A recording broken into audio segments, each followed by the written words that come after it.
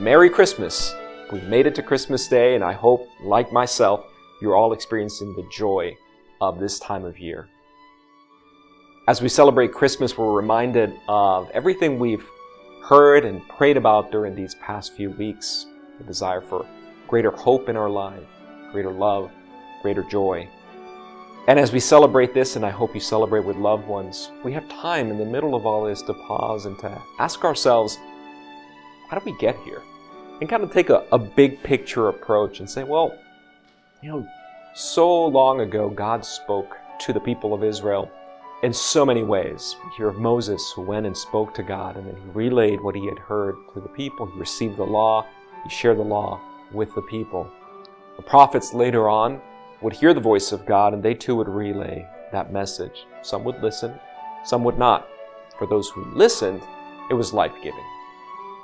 And it's amazing to think of all those gifts that God sent to His people. But as we're reminded in the second reading from the letter to the Hebrews today, in these days, God has spoken through us through His Son. And that is entirely different. Not only because it's His Son, but also because we all have access to the Son, the very Word of God, and we can know Him. And knowing Him, we can love Him. Loving Him, we can trust in Him. And He becomes the source, the foundation for the joy, the peace.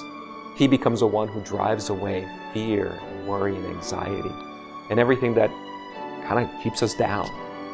This God has become man. He's become a child, that we may know Him, that we might know what's in His heart.